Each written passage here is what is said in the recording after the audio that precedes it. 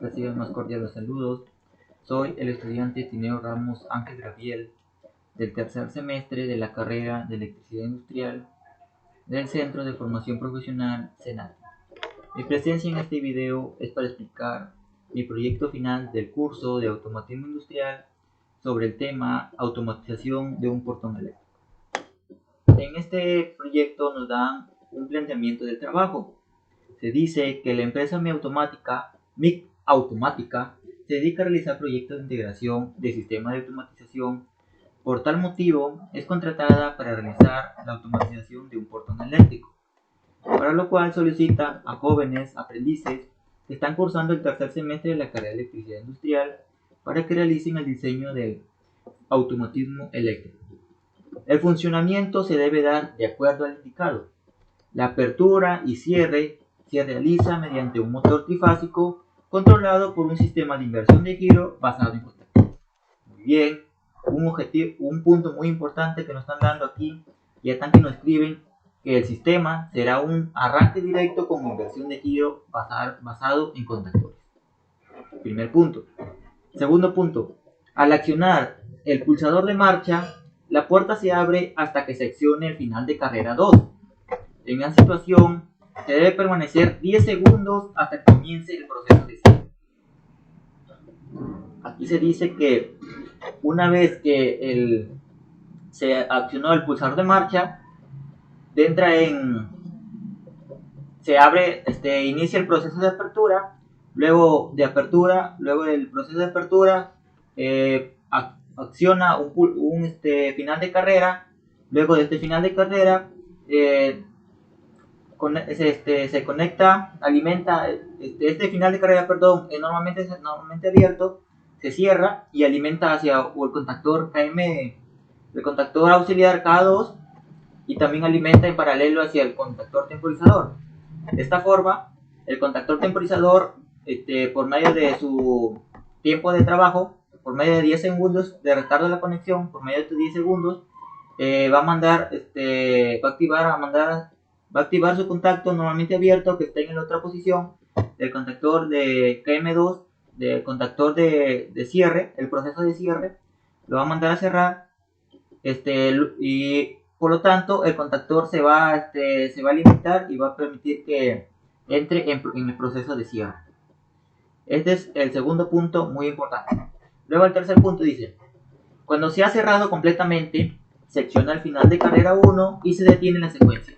Esto quiere decir que una vez que ya ha pasado del proceso de apertura accionado el final de carrera 2, luego ha alimentado un contactor auxiliar y al temporizador, luego este temporizador ha activado su contacto por medio de 10 segundos, ha activado su contacto normalmente abierto, ha mandado la señal hacia el otro contactor KM2, que va a ser para el contactor del sistema del proceso de cierre. Una vez que el proceso de cierre, el portón, ya ha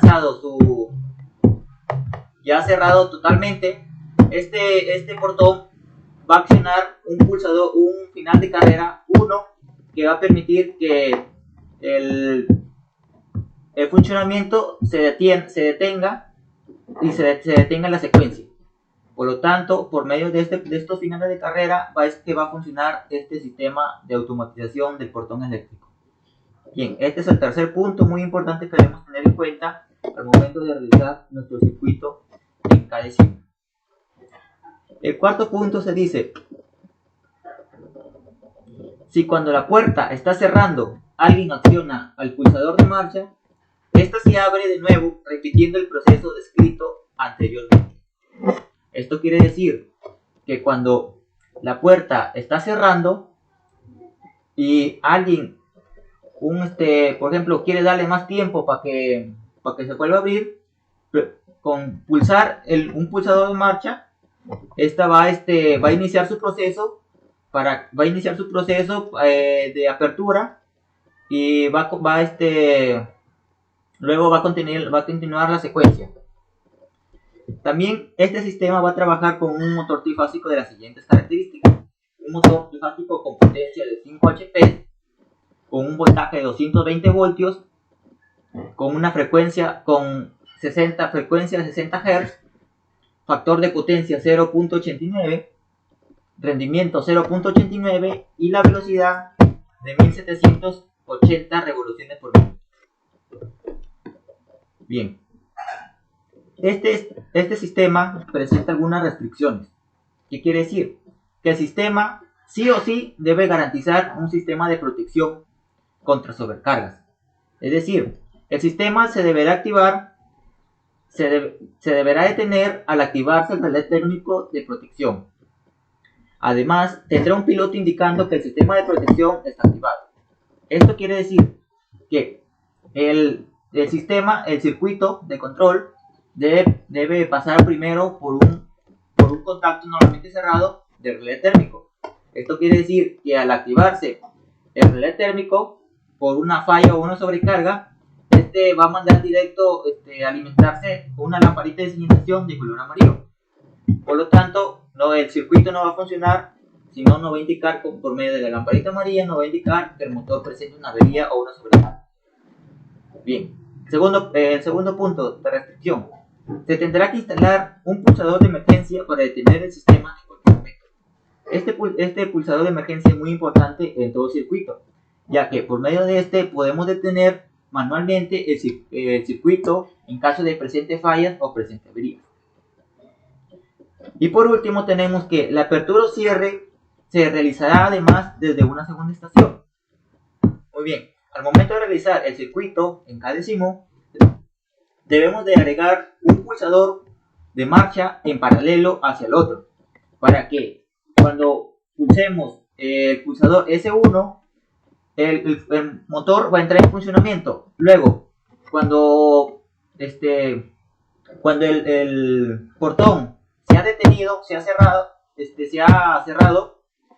pulsemos el otro pulsador desde una segunda estación. Esta deberá activarse, ya que estos pulsadores están conectados en paralelo y por lo tanto deberá activar las bobinas para que el funcionamiento del circuito entre el contactor PM1, luego pase por el contactor auxiliar K2 y por último active su temporizador y por último pase por el contactor de cierre del proceso de cierre, que es el KM2.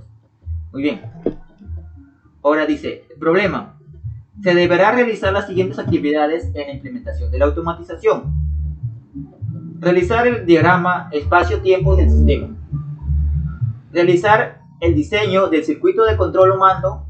Realizar el diseño del circuito de fuerza. Realizar el dimensionamiento de contactores, relé térmicos, disyuntores, pulsadores, pilotos de señalización, etc. Esto es muy importante al momento de poder realizar nuestro circuito de fuerza, ya que debemos de saber dimensionar de la forma correcta para no sobrepasarnos y el motor cuando presente averías, automáticamente los protejan los dispositivos de protección y no pretenda a sobrecargarse el motor y por lo tanto no vaya a quemarse. Para esto sirve el buen dimensionamiento de los contactores, relé térmico y disyuntor para que ofrezca una mejor protección al circuito de fuerza. Y por último debemos simularlo en software, simulación en software. Bien, el primer punto, realizar el diagrama espacio-tiempo del sistema. Este diagrama espacio-tiempo del sistema está basado con respecto hacia cómo hemos elaborado el sistema, cómo hemos elaborado el circuito de la automatización del portón eléctrico. Bien, aquí tenemos elaborado el circuito de la automatización. A ver, vamos a adelantarnos a este punto.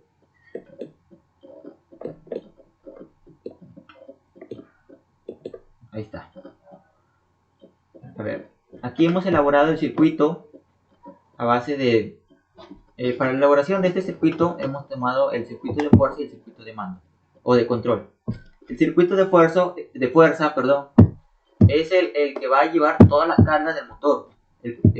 Toda la carga que va a consumir el motor es la que va a ir en este circuito. Por lo tanto, deberá tener protecciones para que el motor no pueda desarrollarse fácilmente. Bien, este circuito consta de 3 líneas, línea 1, línea 2 y línea 3. Estas líneas entran por un disyuntor, un disyuntor o un guardamotor. Esto cumplirá la función de desactivar en caso de sobrecargas, en caso de que presente averías el motor, en caso de que presente fallas. Luego de este, aguas abajo de este, pasa por un contactor KM1. Este contactor KM1 va a ser el contactor de apertura del portón eléctrico. Luego se puentea en paralelo hacia otro contactor KM2 que va a ser la función del proceso de cierre. El KM2 va a ser para el proceso de cierre. Bien, aguas abajo de este contactor KM1 se puentea, pasa directo hacia un relé térmico de protección. Este es el que va a proteger al motor, sobre las sobrecargas, contra las sobrecargas. Luego, del contactor KM2 del proceso de cierre, aquí es donde vamos a realizar el intercambio de líneas para que el motor pueda desarrollarse en sentido antihorario. Esto quiere decir que se dice que para intercambiar el sentido de giro de un motor trifásico, basta con cambiar 2 de las 3 líneas de la red trifásica para que pueda desarrollar esta inversión de giro. Para ello yo he tomado como referencia la salida del contactor de la línea del contactor KM2 de la línea 1, lo he puenteado hacia la salida de la línea 3. Ahí va un intercambio de línea. Ahora, la salida de la línea 2 del contactor KM2 lo he puenteado hacia la segunda línea del contactor KM1. Esta línea pasa directo, pasa normal. Esta línea pasa normal.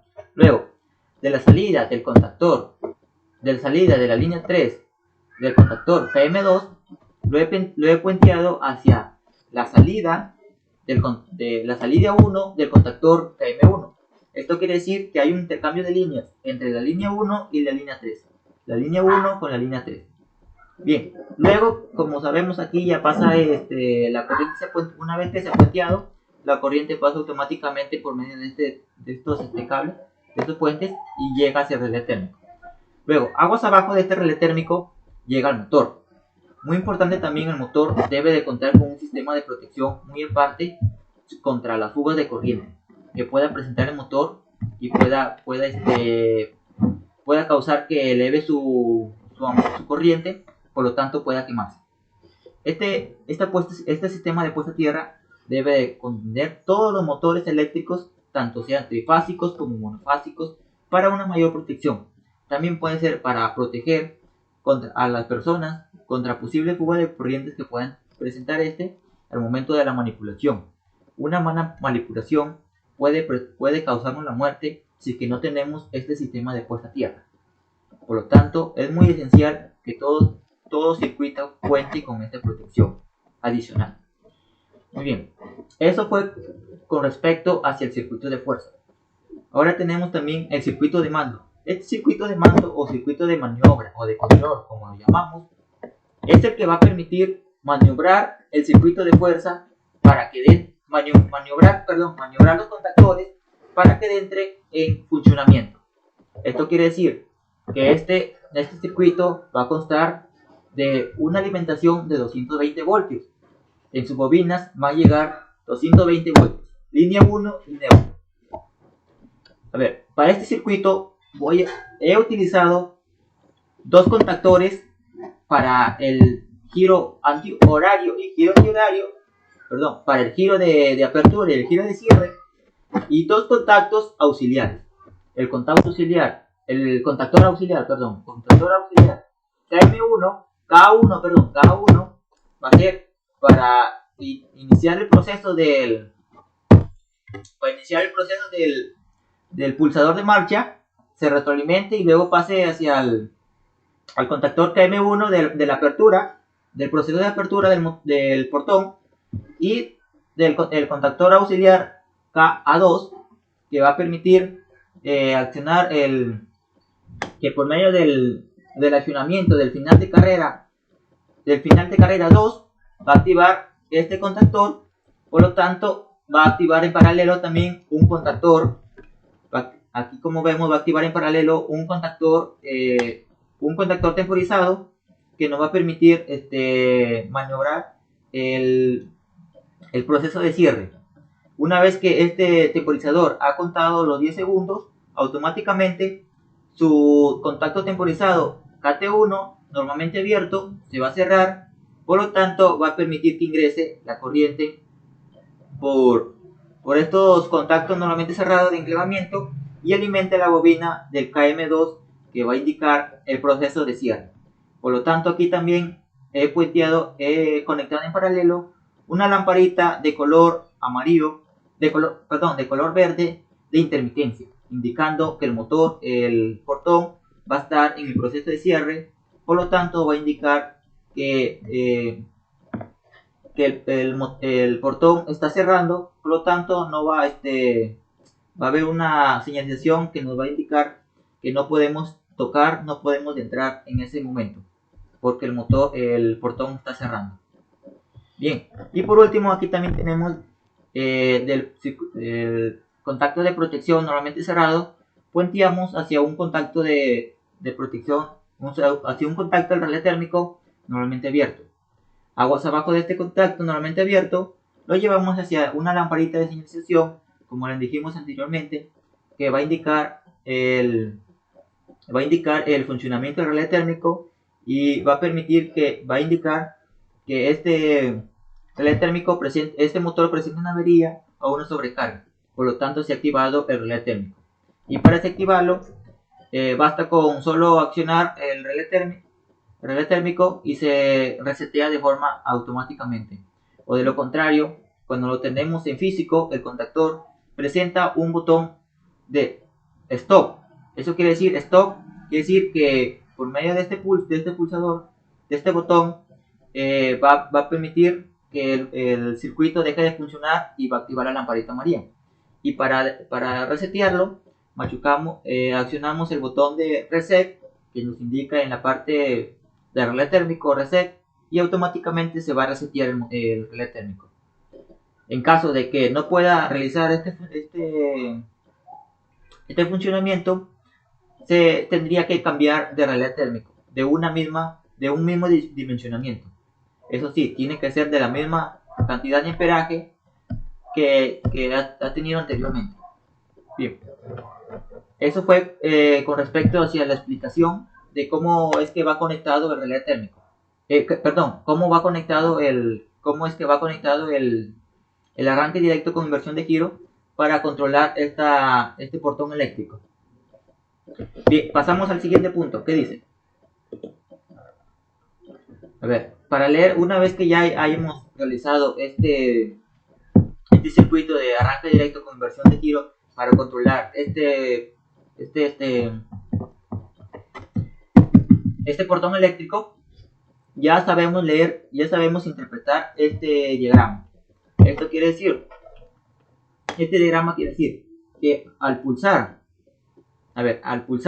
el pulsador de marcha S1, automáticamente va a entrar en funcionamiento el contactor KM1 de giro horario y nos va a indicar el proceso de apertura. Como vemos aquí, indica el proceso de apertura por medio de este rectángulo hacia arriba, formando un rectángulo. Nos indica que el pulsador ha accionado el contactor KM1, por lo tanto está en funcionamiento. Luego, una vez que ha completado el proceso de apertura, acciona un final de carrera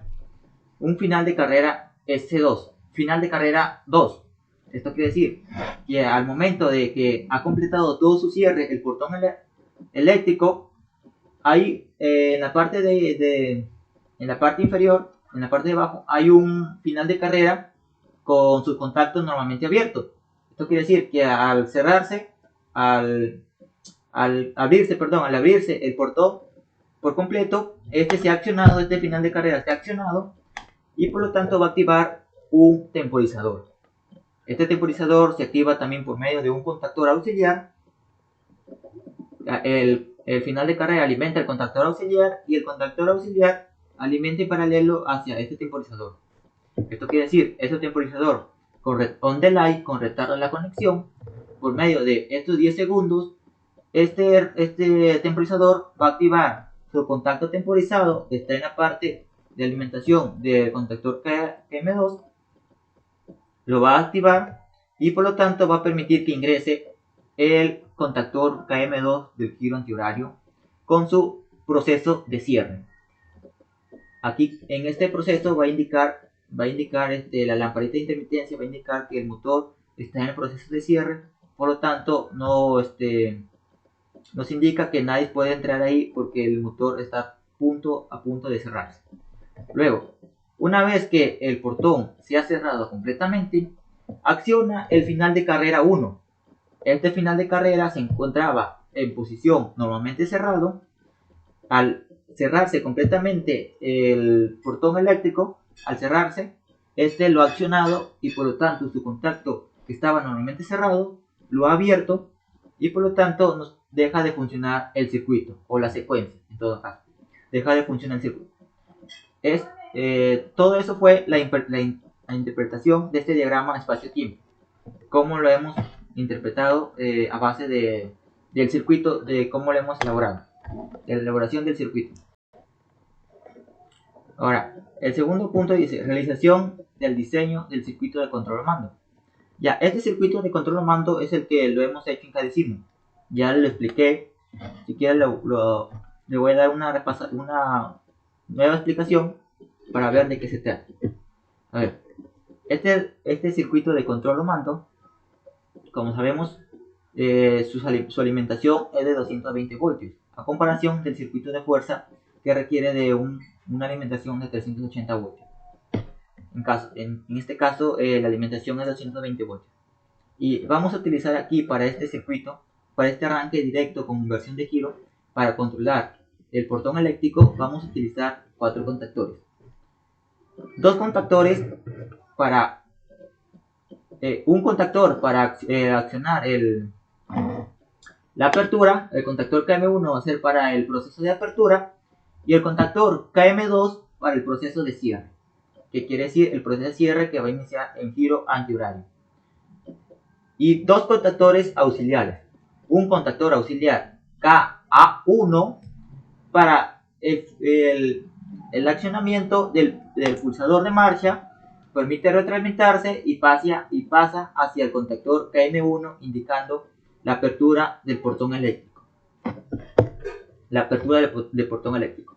Y por otra parte tenemos el contactor K2, que una vez que el contactor K2 se va a activar cuando el portón eléctrico ha completado completamente el proceso de apertura, se acciona un final de carrera en la parte que se encuentra en la parte inferior, en la parte de abajo. Va a accionar el final de carrera que está normalmente abierto, lo va a cerrar, por lo tanto se va a retroalimentar el contactor por medio de un contacto normalmente abierto, K2, y va a pasar la corriente hacia la bobina y va a alimentar el contactor K1, el contactor temporizador KT1. Y también, ya, eso fue con respecto hacia cuántos contactores vamos a utilizar. Ahora les voy a explicar cómo funciona. El funcionamiento está basado en dos arranques directos, con sus contactos de enclavamiento, así como si fuera un arranque de un motor con sus contactos de enclavamiento. Tanto para el contactor KM1 entra un contacto de enclavamiento KM2, como para el contactor KM2 entra un contacto de enclavamiento del KM1. Ya, bien. A ver, vamos. A ver, el funcionamiento es así. Cogemos la línea y lo llevamos hacia un borne de protección de relé térmico en su contacto normalmente cerrado con sus bornes 95-96. De esta forma, aguas abajo de este contacto normalmente cerrado, pasa por un pulsador de marcha. Este pulsador de marcha va a realizar la función de parar el circuito en cualquier momento de que el motor presente una avería o presente fallas, presente problemas este pulsador con accionarse va a dejar de funcionar todo el circuito. Con solo un pulso va a dejar de funcionar el circuito y este pulsador de emergencia se va a enclavar y por lo tanto no va a permitir ingresar en otro momento hasta que lo desenclaves. Esa es la función que va a realizar este pulsador de emergencia. Ahora, aguas abajo de este pulsador de emergencia va conectado un pulsador de marcha. Este va conectado en serie, el pulsador de marcha va conectado en serie.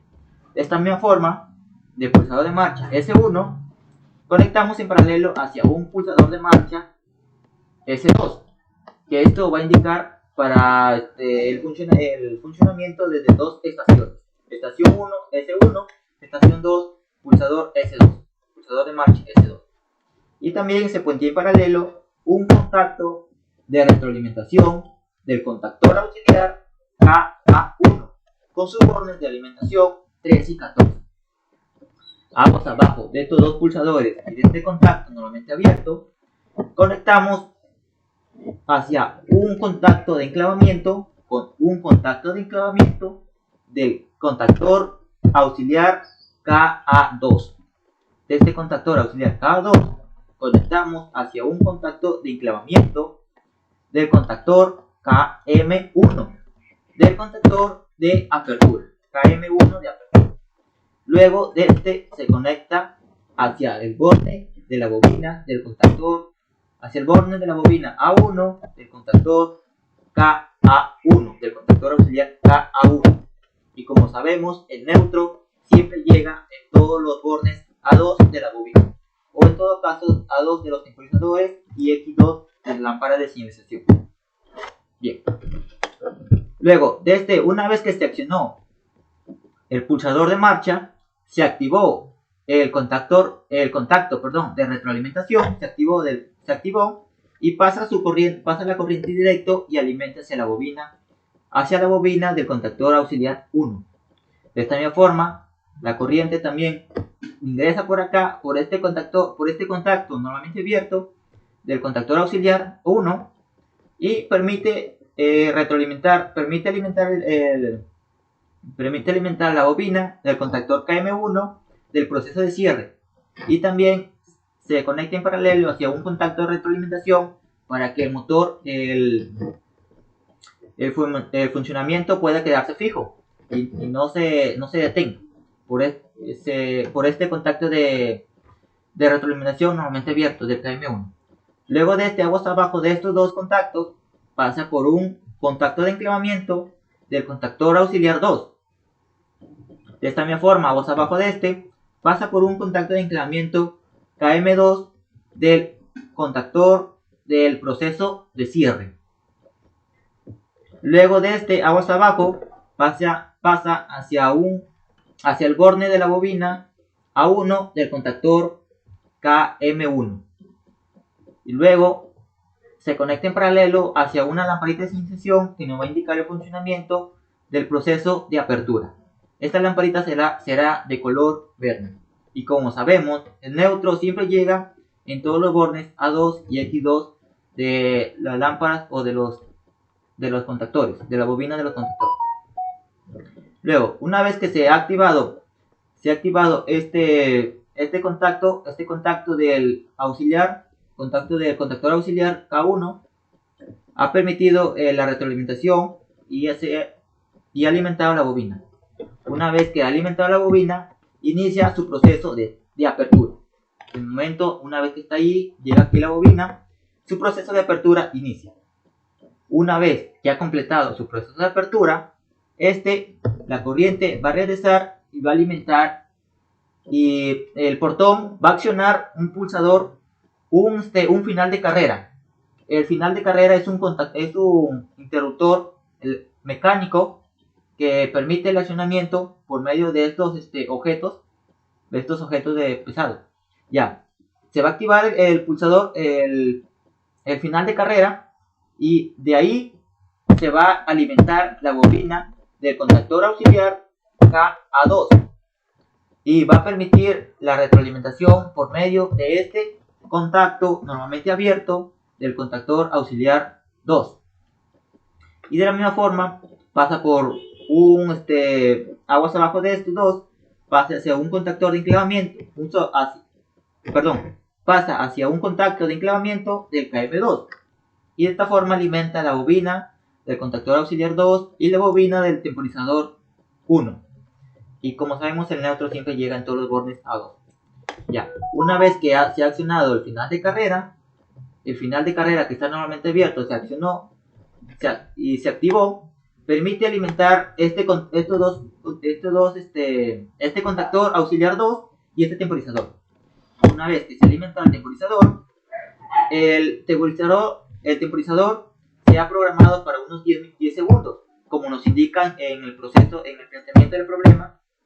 El planteamiento del trabajo nos indica que el temporizador debe permanecer 10 segundos para que inicie su proceso de cierre.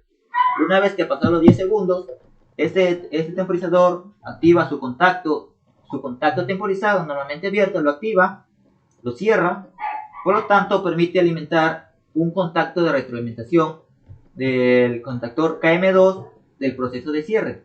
Aguas abajo de este pasa en serie, se conecta hacia un final de carrera, el final de carrera 1, que va a indicar la detención del circuito, de la secuencia. Este final de carrera, una vez que el portón se ha cerrado completamente, este portón va a accionar un final de carrera que está normalmente cerrado, lo va a desactivar, por lo tanto el circuito va a dejar de funcionar. Esa es la función que cumple este final de carrera normalmente cerrado. Como sabemos aquí, una vez que este final de carrera está cerrado, la corriente pasa directo hacia un contacto normalmente cerrado de enclavamiento del K1 y hacia un contacto de enclavamiento del KM2. Estos contactos permiten que no ingresen ambos contactores al mismo tiempo. Por lo tanto, permite que no puedan presentar fallas, no pueda presentar problemas por medio de estos contactos de enclavamiento, que va a ser la función de interrumpir el paso de corriente en todos los contactores al mismo tiempo. Bien, y como sabemos aquí, alimentó la bobina del contactor M2 y se conectó hacia un piloto de intermitencia. Este es un piloto de intermitencia que nos va a indicar que el portón va a estar en el proceso de cierre. Por lo tanto, indica que este motor está a punto de cerrarse y va a indicar que no puedan ingresar a este establecimiento porque el portón está a punto de cerrarse, salvo que al momento de estar cerrando pulsemos el pulsador de marcha y automáticamente regresa a iniciar el proceso. Regresa a iniciar el proceso. Esto quiere decir que cuando ya está a punto de cerrarse, pulsamos el pulsador de marcha, automáticamente regresa hacia la posición normal para iniciar de nuevo el proceso. Tal y como nos indica en el planteamiento del trabajo, que el motor, al momento de estar cerrando el portón eléctrico, con presionar el pulsador de marcha, se reinicia el proceso. Esto cumple tal y como nos indica en el planteamiento, que al momento de estar cerrando este portón eléctrico, al accionar el pulsador de marcha, automáticamente inicia a realizar un nuevo proceso, tal y como nos indica. Eso fue todo. De aquí más adelante les voy a explicar acerca de cómo funciona realmente, cómo es el funcionamiento realmente de estos circuitos. Se lo voy a explicar en dos aplicativos, tanto en el aplicativo de KDeCimo como en el aplicativo de PCeCimo, que trabajan continuamente, se conectan por medio de unos bornes de entrada y salida. Se conectan y ahí permite que ambas simulaciones puedan funcionar correctamente. Bien, pasamos al siguiente punto. Realiza el diseño del circuito de fuerza. Como ya les había hablado anteriormente, el circuito de fuerza se compone por un guardamotor que va a ser la protección máxima del motor. Este se va a desactivar en caso de cortocircuitos, de que presente fallas, de que presente anomalías. Este automáticamente se desactiva y protege al motor contra todo problema. Luego, aguas abajo de este guardamotor hacia un contactor, KM1, que va a ser para el proceso de apertura, y se puentea también en paralelo hacia un contactor KM2 para el proceso de cierre, que va a entrar en giro antihorario. Ahora, del contactor KM1 conectamos hacia las entradas del relé térmico. Del contactor KM1 conectamos hacia las entradas del relé térmico. Del contactor KM2, de este contactor vamos a intercambiar las líneas para que el motor pueda entrar en sentido antihorario. Se dice que basta con intercambiar 2 de las 3 líneas de la red trifásica, automáticamente el motor gira en sentido antihorario. En este caso, yo le he intercambiado la línea 1 del contactor KM2, la he conectado con la salida del contactor de la línea 3 del contactor KM1. Como vemos aquí, la salida de la línea 1 del contactor KM2 lo he conectado hacia la salida de la línea KM3 del contactor, hacia la línea 3 del contactor KM1. Luego, la línea 2 la ha pasado normal. La línea 2 del contactor KM2 hacia la línea 2 del contactor KM1. Bien. La línea 3 del contactor de la salida del contactor KM2 lo he conectado hacia la salida de la línea 1 del contactor KM1. Y de ahí, ya una vez que se ha conectado esto, aquí ya puede realizar la inversión de giro, y por medio de contacto de enclavamiento permite que no ingrese ambos contactores al mismo tiempo. Eso ya lo expliqué en el circuito de control. Y automáticamente pasa la corriente hacia el relé térmico, y aguas abajo del relé térmico conecta el motor. Otro punto muy importante es que todo circuito debe de contar con un sistema de puesta a tierra. Como lo había explicado anteriormente, este sistema de puesta a tierra protege de todo, contra fuga de corriente, contra anomalías, contra fuga de corriente en caso de que este motor pueda estar liberando corriente, puede haber presentado una fuga. Automáticamente este sistema lo detecta y manda todita la corriente, la manda a descargar hacia la tierra, y permite que el motor pueda funcionar fácilmente, libremente, sin ser interrumpido por esta sobrecarga. Y también protege a las personas en caso de la manipulación de estos motores,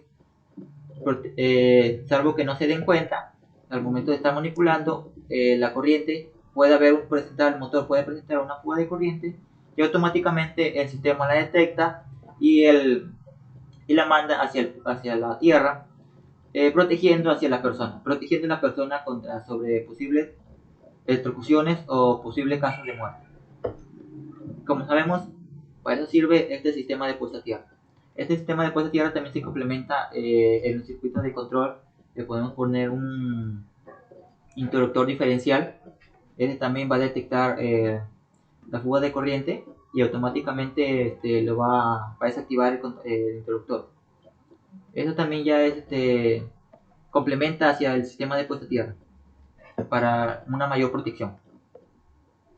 Por último, en el punto 4 tenemos realizar el dimensionamiento de contactores, relé térmicos, disyuntores, pulsadores, piloto de señalización, etc.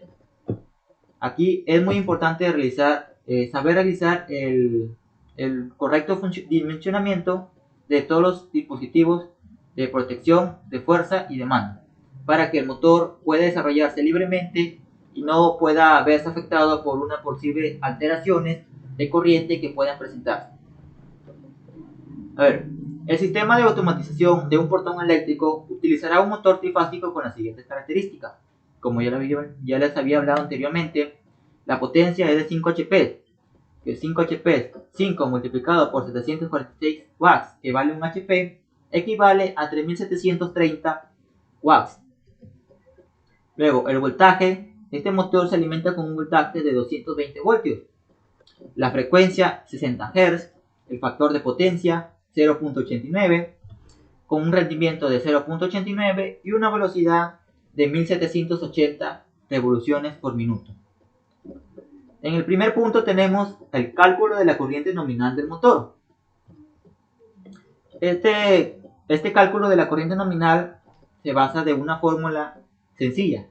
Dice que la potencia es igual, la intensidad de corriente es igual a la potencia entre la raíz de 3. ¿Por qué raíz de 3? Porque el sistema trifásico presenta 3 líneas. Y entre estas 3 líneas se va a dividir toda esta potencia. Pero en cálculos matemáticos se efectúa por la raíz de 3. No se divide entre 3, sino se divide entre raíz de 3, que nos indique el sistema trifásico. Luego lo multiplicamos por el voltaje, por el rendimiento, y por el factor de potencia. Esto quiere decir que intensidad nominal de corriente del motor es igual a 3730 watts entre 1.73 por 220 voltios por 0.89 que es el factor de potencia, nos da un total de 12.37 amperios. Esto quiere decir que el motor va a consumir una corriente de 12.37 amperios, aproximado 12 amperios. El segundo punto tenemos a la selección del disyuntor del motor. Este disyuntor va a ser el que va a proteger hacia el circuito de fuerza, muy aparte del guardamotor. Este va a ir antes del guardamotor. Va a ser la protección general. Este disyuntor, para seleccionar este disyuntor del motor, debemos de calcular la intensidad nominal, la multiplicamos por 1.25, que este 1.25 está dado bajo norma técnica, se multiplica para hallar la intensidad del disyuntor. ¿Cuál es la intensidad máxima que puede ser del disyuntor para que proteja al motor? En este caso, multiplicamos la intensidad nominal, que es 12.37, por 1.25, nos da un total de 15.46 amperios.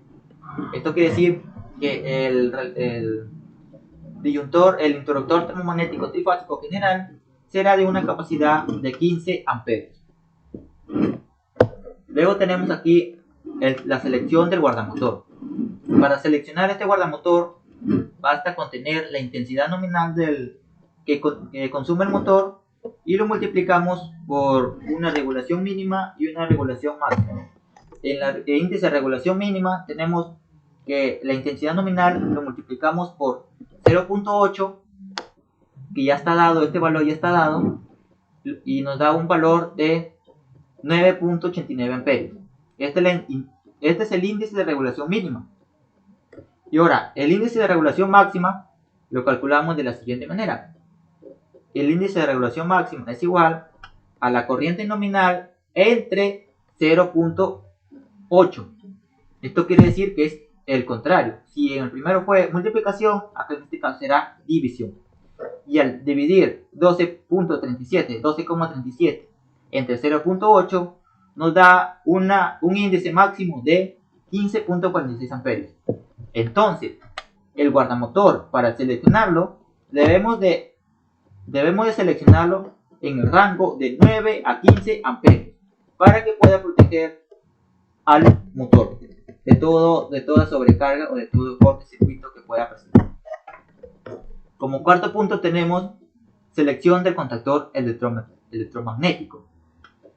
Para seleccionar este contactor electromagnético basta con tener la intensidad nominal y lo multiplicamos por 1.25, tal y como lo realizamos con el disyuntor del circuito de fuerza general, tal y como está. Así lo vamos a multiplicar la intensidad nominal por 1.25. Quiere decir que la intensidad nominal es 12.37 por 1.25 y nos da un valor de 15.46 amperios. Esto quiere decir que el contactor será de una capacidad de 15 amperios aproximadamente para que pueda efectuar el motor fácilmente y no presente problema por sobrecarga. Como quinto paso tenemos selección de relé térmico. Para seleccionar este relé térmico es de la misma forma en cómo seleccionamos el guardamotor, ya que estos dispositivos de protección son similares y se calcula de la misma manera. Tenemos aquí que el índice de regulación mínima es igual a multiplicar la intensidad nominal del motor por 0.8, que nos da un valor de 9.89 amperios. Ese es el índice de regulación mínima. Ahora, el índice de regulación máxima es igual a intensidad nominal del motor entre 0.8, que nos da un valor de 15.46 amperios. Esto quiere decir que el relé térmico se seleccionará en el rango de 9 a 15 amperios para que pueda realizar una buena protección al motor y evite que este se pueda quemar y se pueda dañar. Como sexto paso tenemos a la selección del calibre del conductor de alimentación del motor. Como sabemos aquí, para calcular este calibre debemos de tener en cuenta la intensidad nominal del motor. La intensidad nominal es 12.37 amperios. Entonces, en base a esto, nos vamos hacia una tabla que ya está especificada en los cálculos de los calibres conductores y verificamos en la capacidad de corriente que soporta cada calibre. Por lo tanto, aquí se identificó que seleccionará un conductor del tipo THW del número 12 AWG para el circuito de fuerza. Como séptimo punto tenemos la selección de la tubería. La selección de la tubería se utilizará, en este caso, debemos de identificar cuántos conductores van a pasar por esta tubería. A ver, sabemos que para el circuito de fuerza pasan tres líneas, son 3 conductores, más el sistema de protección de puesta a tierra, que es una línea, serían en total 4 líneas. Por lo tanto, en esa tubería el diámetro será de 3/4 de pulgada del policloruro de vinilo, PVC. Como octavo paso tenemos a la selección de la protección del sistema de control. Este sistema de control es el que consume poca corriente, ya que nomás va a realizar la maniobra, no va a llevar ninguna carga que lo pueda efectuar, pueda hacer que sobrepase esta intensidad, sino más bien va a ser de maniobrar al circuito de fuerza, maniobrar los contactores, para que pueda entrar en funcionamiento el circuito de fuerza. Entonces, este disyuntor del control será específico para proteger los circuitos de control y los auxiliares contra cortocircuitos y sobrecarga. En este caso, este disyuntor, protección, será de 1 amperio como mínimo, o como máximo también podrá ser de 6 amperios. Como noveno paso tenemos selección de los pulsadores de marcha y paro.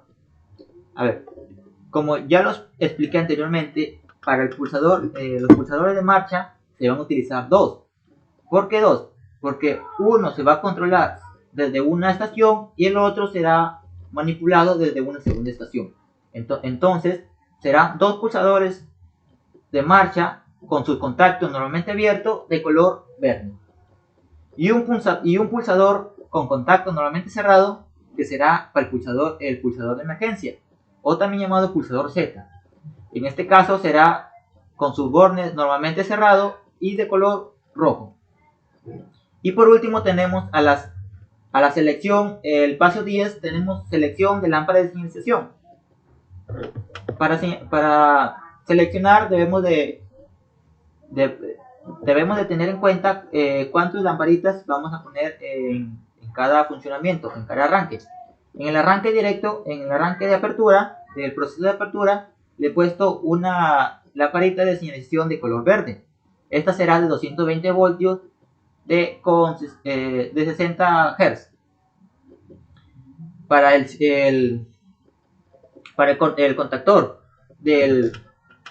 para el contactor de cierre, del proceso de cierre, será una lámpara de señalización de intermitencia de color verde. Esta será de 220 voltios con 60 Hz. Y por último tenemos a la lamparita de señalización de relé térmico de protección y será de color amarillo. Esta será de 220 voltios con 60 Hz. Bien, ahí acabó todo sobre el dimensionamiento de los dispositivos de fuerza y de mando. Pasamos al siguiente punto. Hoja de planificación. A ver, aquí en esta hoja de planificación tenemos que describir cómo es que hemos elaborado el circuito y cómo es que vamos a elaborar el conexionado del portón eléctrico. Para ello yo lo he organizado en pasos y subpasos. En el paso 1 debemos de identificar el lugar de trabajo. Una vez identificado el lugar de trabajo, procedemos a realizar nuestro esquema de fuerza y mando de la automatización del portón eléctrico, que en este caso será un arranque directo con inversión de giro con finales de carrera. Como segundo subpaso tenemos la elaboración de nuestros ATS, identificando los posibles peligros y riesgos a los que vamos a estar expuestos y aplicar las medidas de control para poder reducir estos riesgos en este lugar de trabajo. Como tercer subpaso tenemos elegir las herramientas y materiales a utilizar. Paso 2.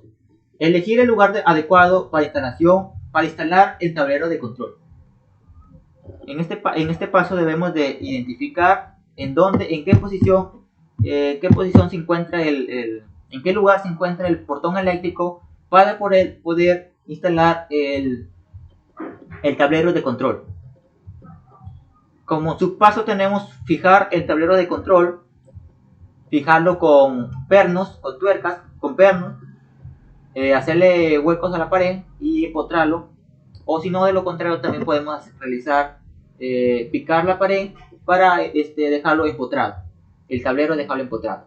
Hay dos formas de poner este tablero de control. Basta con la decisión del cliente de cómo nos indique cómo quiere el tablero de control. Luego tenemos, como otro subpaso, tenemos montar los dispositivos de fuerza y mando en el tablero, siguiendo los esquemas de conexión. Una vez que ya ha estado montado el tablero, procedemos recién a realizar el montado de estos dispositivos de fuerza y de mando. Y como tercer paso tenemos realizar el cableado del circuito de fuerza. Como primer paso para realizar el conexionado, debemos de realizar primero el circuito de fuerza, ya que es un poquito más complicado, ya que si primero realizamos el circuito de control, luego vamos a presentar,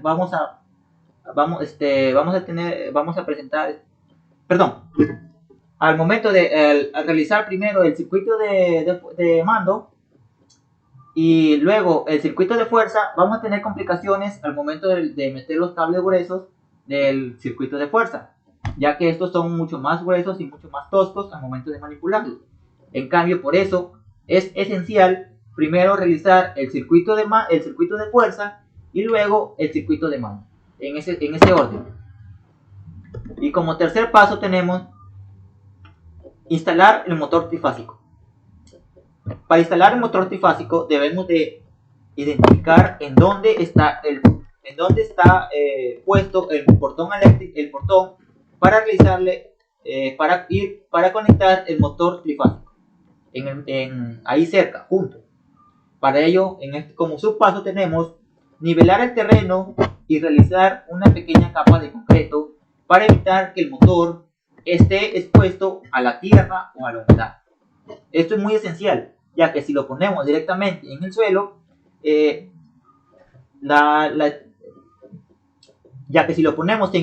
directamente, puede presentarle problemas al momento de estar dando giro al motor, pueda salpicarle tierra y pueda presentar fallas, puede presentar problemas. Por lo tanto, es preferible aislarlo de la tierra. ¿Y cómo lo aislamos?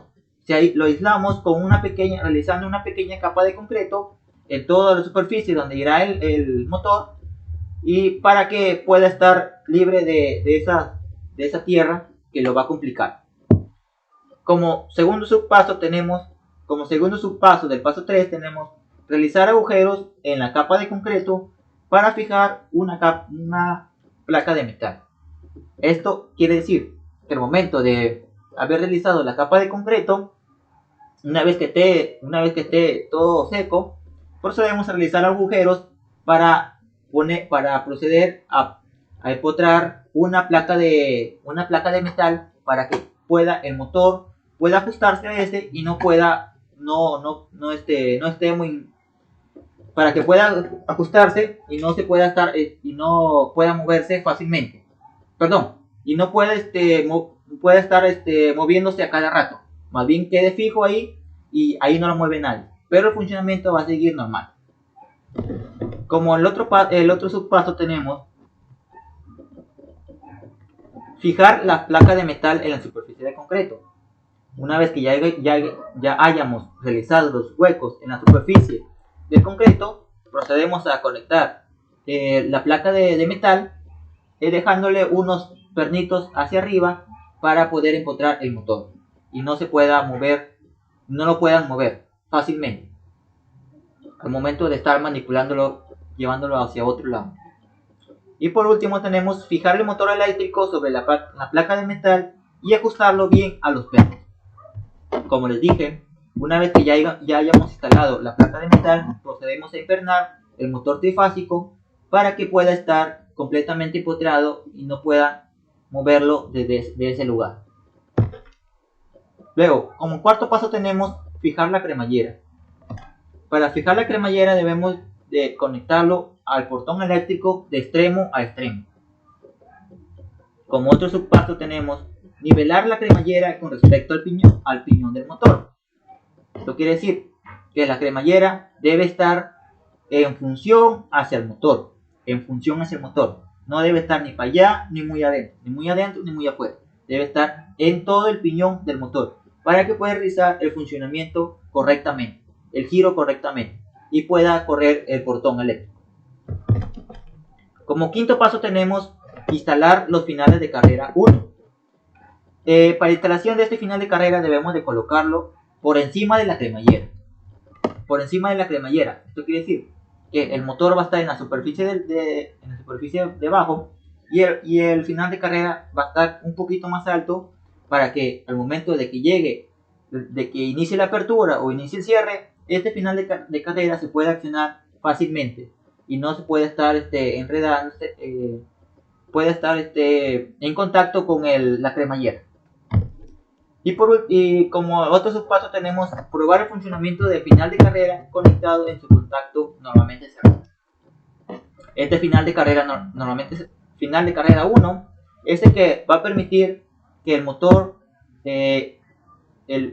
pare la secuencia, ya que se ha cerrado el portón eléctrico.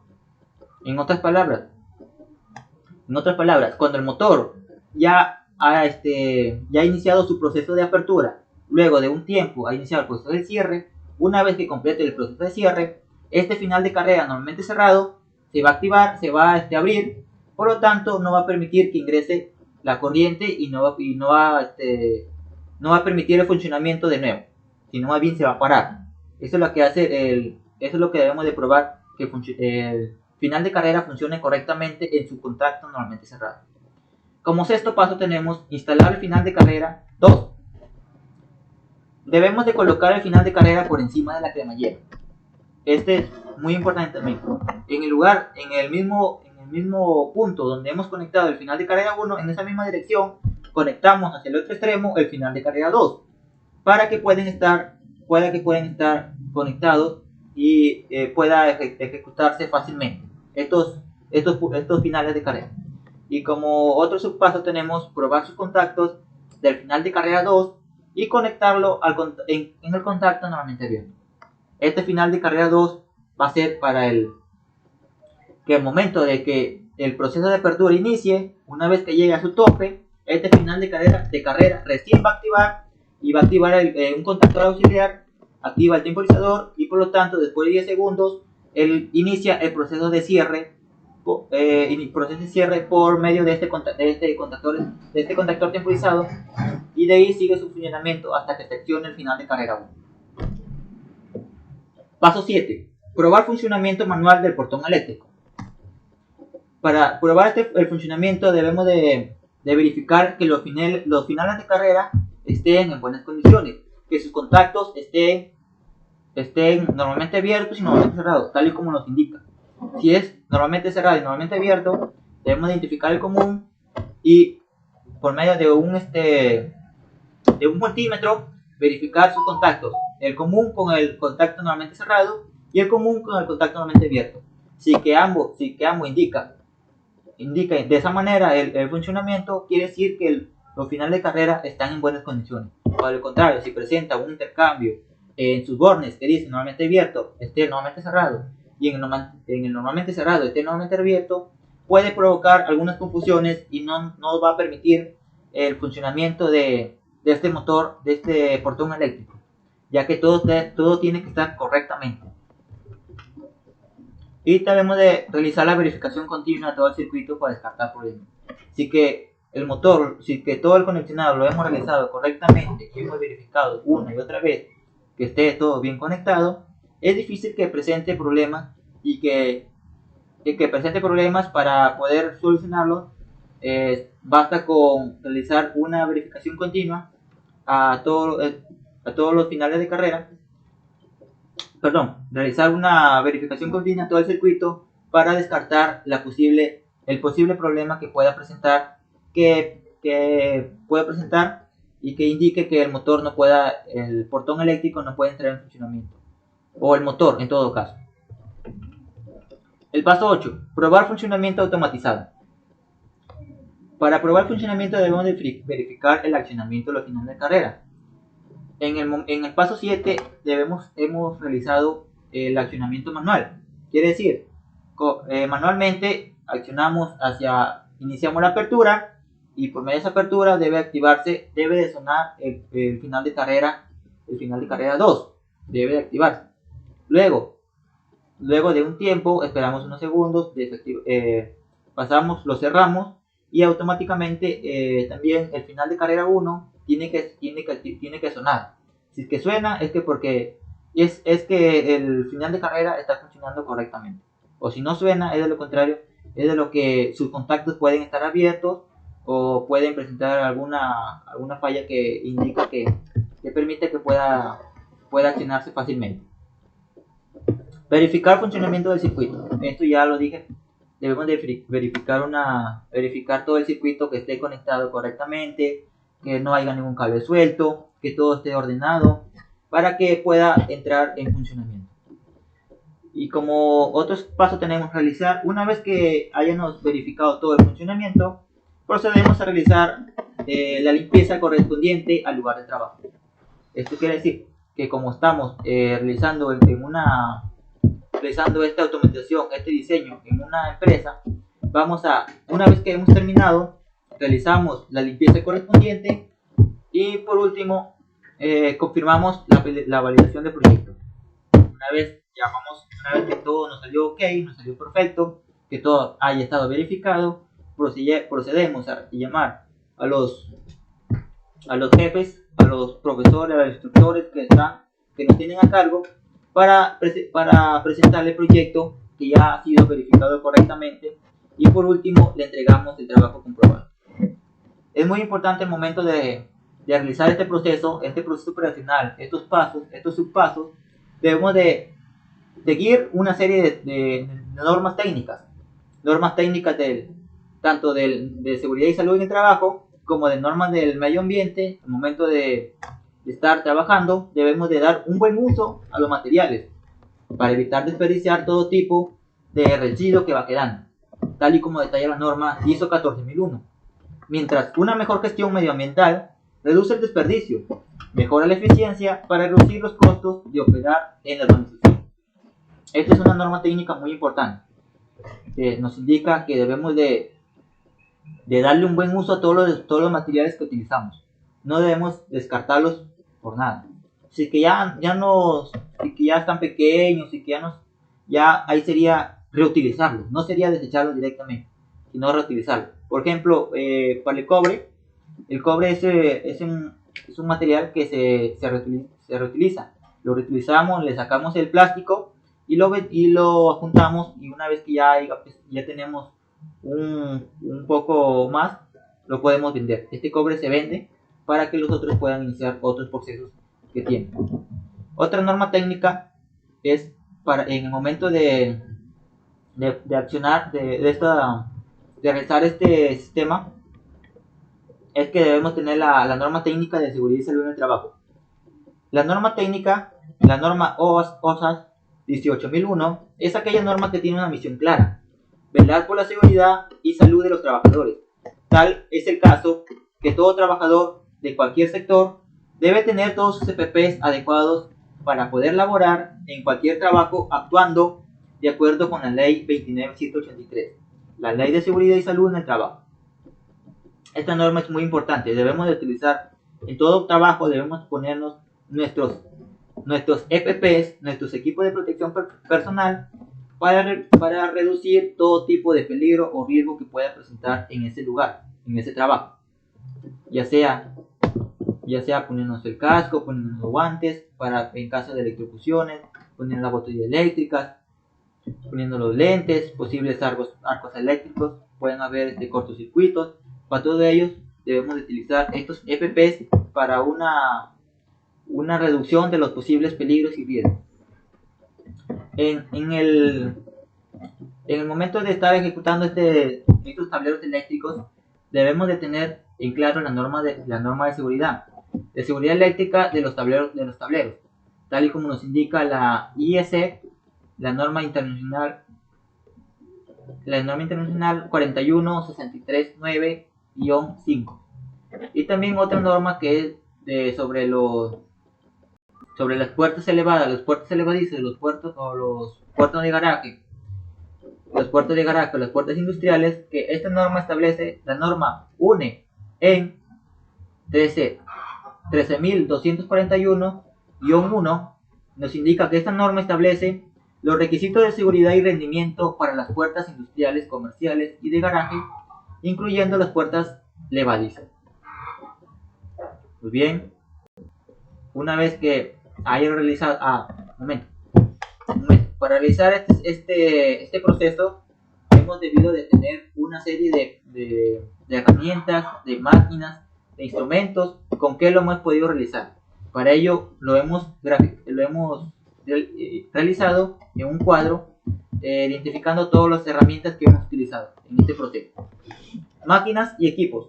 Hemos utilizado un motor trifásico y un taladro. El taladro para realizar las perforaciones en el concreto o en las paredes, para el momento de instalar el tablero de control.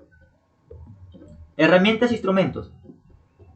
En herramientas hemos utilizado herramientas manuales, tanto destornilladores, estrellas planos, alicate universal, alicate de corte diagonal, alicate de punta larga y semirredonda, alicate pelacable, hoja de sierra, llaves, brocas, martillos, cuchilla electricista. Para eso son las herramientas manuales, para darle un uso manual al momento de querer realizar un trabajo. Las herramientas los instrumentos para realizar mediciones son los siguientes. El multímetro es para identificar continuidad, para identificar voltios, para identificar medir resistencias, y la pinza perimétrica es más esencial para medir el amperaje que consume cualquier dispositivo eléctrico, y lo conectamos en cada línea, lo conectamos en serie, abrimos la pinza, la tenaza, la abrimos y lo conectamos en cada cable, y ahí medimos el amperaje que consume cualquier dispositivo eléctrico que tengamos conectado. Para eso es importante utilizar la pinza perimétrica y el multímetro. Materiales e insumos. En los materiales hemos utilizado materiales para los elementos para el circuito de fuerza y demanda. Estos son cable THW número 12 AWG, este es para el circuito de fuerza. Cable THW número 18 AWG, para el circuito de mando. Tablero de control, donde va a ir el circuito de fuerza y el circuito de mando. Interruptor termomagnético general trifásico, para el circuito de fuerza. Esto debemos de tenerlo antes del disyuntor del guardamotor, antes. Este va a proteger totalmente sobre posibles cortocircuitos que puedan haber. Interruptor termomagnético monofásico del circuito de mando. Este interruptor será el de protección al circuito de control. Por último, como siguiente tenemos los guardamotores, los contactores, el temporizador, el relé térmico, los pulsadores, los finales de carrera, la lámpara de señalización, tarugos en todo caso cuando hemos utilizado cuando hemos hecho hueco en la placa de concreto, hemos utilizado tarugos para que pueda conectar bien el perno, y también la cinta aislante para realizar cualquier empalme eléctrico o para cubrir cualquier que esté cable que esté cortado, que esté rajado. Cubrimos con esta cinta para que evite que pueda pasar corriente. Por último, tenemos aquí los materiales que hemos utilizado para realizar la capa de concreto. Hemos utilizado agua, cemento, arena, piedra, un poco de piedra y por último la placa de metal. Estos cuatro primeros han sido para realizar la placa de concreto y esta placa de metal ha sido para ponerla encima para sujetar el motor y que evite que sea manipulado fácilmente. Muy bien, eso fue todo con respecto hacia mi proyecto final, de cómo ha sido mi proceso, cómo lo he elaborado, cuáles han sido los pasos, cuáles han sido las herramientas que he utilizado y todo ello que conllevó a realizar el circuito.